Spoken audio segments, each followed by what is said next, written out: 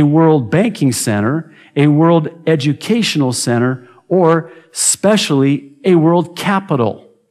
The greatest historian of modern times, Arnold Toynbee, used to stress to all his readers and hearers that Babylon would be the best place in the world to build a future world cultural metropolis.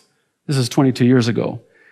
2 years ago, the Herald Tribune had this headline: UNESCO intends to put the magic back in Babylon. Let me just read you a few excerpts from this article.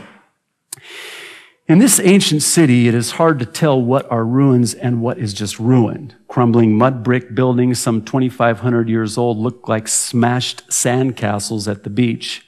Babylon, the city with the $1 million name, has paid the price of war.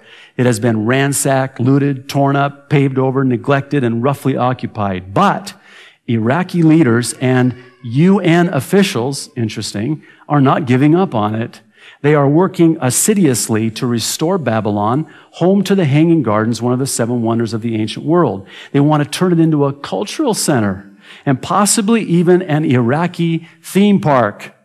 The UN, I'm not going there. I'll prefer Disneyland. Thank you very much. The UN Educational, Scientific, and Cultural Organization is pumping millions of dollars into Babylon. It has even printed a snazzy brochure to give to wealthy donors. Cultural tourism could become Iraq's second biggest industry after oil, explained Philip DeLange, a United Nations official helping with the project. One day, millions of people will visit Babylon, one said. I'm just not sure anybody knows when.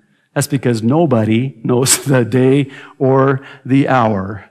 It's interesting to me. A number of years ago, when I first began a personal study of Babylon and its place in Bible prophecy, thought to myself that it's very likely that there will come a day when the United Nations will move its headquarters from New York, where it currently is, to Babylon.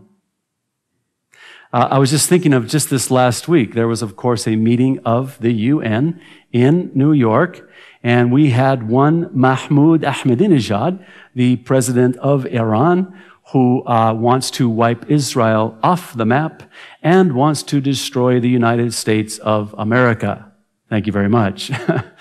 Not our friend. However, interesting that the meeting where after he spoke at the UN, which don't ask me why he's still allowed to step foot on American soil. This is a modern day Hitler.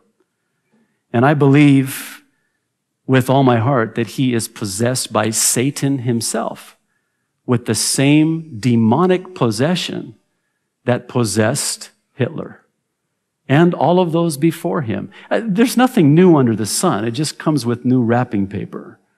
I mean, Satan has always been trying to destroy the Jewish people from the beginning of time, starting with Cain and Abel.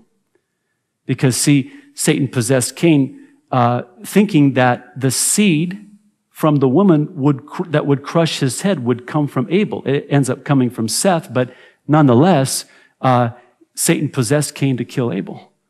And you can fast forward the clock all the way through history, which is, again, why I believe there's such a marriage between history and prophecy. You get into the book of Esther, where Haman was trying to exterminate all of the Jews. So God raised up Esther for such a time as this, and her uncle Mordecai, and thwarted Satan's plan. And then you get to, well, even back to Pharaoh, as we're studying in Exodus, trying to eliminate and exterminate all the Hebrew boys. And then after him, Herod, trying to kill all the Jewish boys. And then, of course, the last century with Hitler. And now we just have Ahmadinejad, who is trying to now, vis-a-vis Satan, destroy Israel. Which, you know, in a way, validates that Israel is God's chosen people. I mean, you think about that. Why is it the Jews that have been the most persecuted people on the planet from the beginning of time? Because they're God's chosen people. It's not the Japanese. I mean, no disrespect. It's not the Arabs. There, I'll be an equal opportunity offender. It's not the Arabs. It's not the Chinese. It's not, the Germans. It is the Jews, because they are God's chosen people. And keep in mind, the Messiah has to come from the Jews. See, Satan has been all about trying to thwart Jesus' first coming, and now, since he failed that way, is trying to thwart Jesus' second coming. I don't know how many of you realize, but when Jesus comes back, Israel, the whole house of Israel, gets saved at the end of the tribulation and calls for their Messiah, their true Messiah, to come back. And Satan knows that. By the way, Satan knows the Bible better than you, better than me. I don't mean to, rain on anybody's parade, but it's true. He knows the Bible better than me and you know the Bible. And he knows Bible prophecy better than we do. So he's always had to have the Antichrist, the in place of Christ, ready, kind of on deck at any time, because he doesn't know the day or the hour of the rapture of the church.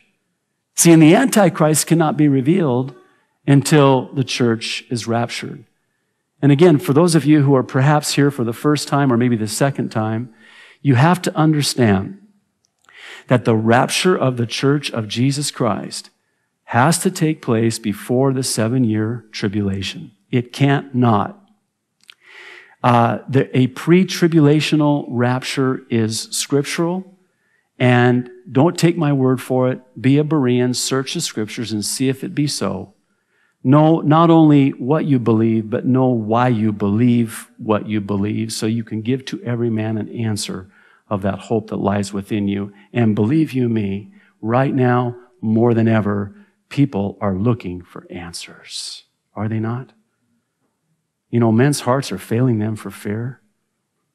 I believe we are at the crossroads of a nation here in the United States of America where the bottom is just going to fall out. And maybe by God's design, in the sense that it will cause us as believers and even cause non-believers to turn to Him. If the economy fails, the government fails, the politicians fail, the system fails, it perhaps can be the catalyst to turn people to Him who never fails.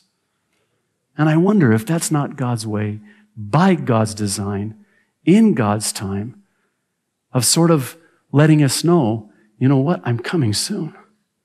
And I want you to be ready. And again, I don't know if we have any of the CDs left, but you can go to our website. We did a prophecy teaching last week on the United States and Bible prophecy. Maybe better titled, The Absence of the United States in Bible Prophecy. Because really, virtually absent from the pages of Holy Writ is the United States in the final prophetic program. It's almost like these things must come to pass so that the end will come.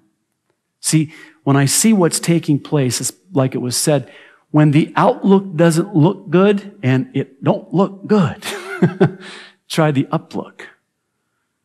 So my prayer, my hope, is that when we see around us the outlook, it will force us to look up and do what Luke 21:28 records, what Jesus said. When you see these things begin to come to pass, look up and lift up your heads and know your redemption draweth nigh. There's nothing that has to be fulfilled before the rapture of the church. It could happen at any time. And we're told that it can happen at an hour when we don't expect it. So I would say to you here today, are you ready? Are you ready? If you're not ready, you need to get ready. If you're not right with God, you need to get right with God. There's no more time. The time is at hand. And this is a matter of life and death for all eternity. And this is why I believe it is that God, in a way, delays. The Lord delays His coming. He's not willing that any should perish, but that all should come to a saving knowledge of Jesus Christ. So my prayer for you today, if you don't know Jesus Christ in a saving way, that today would be the day of your salvation.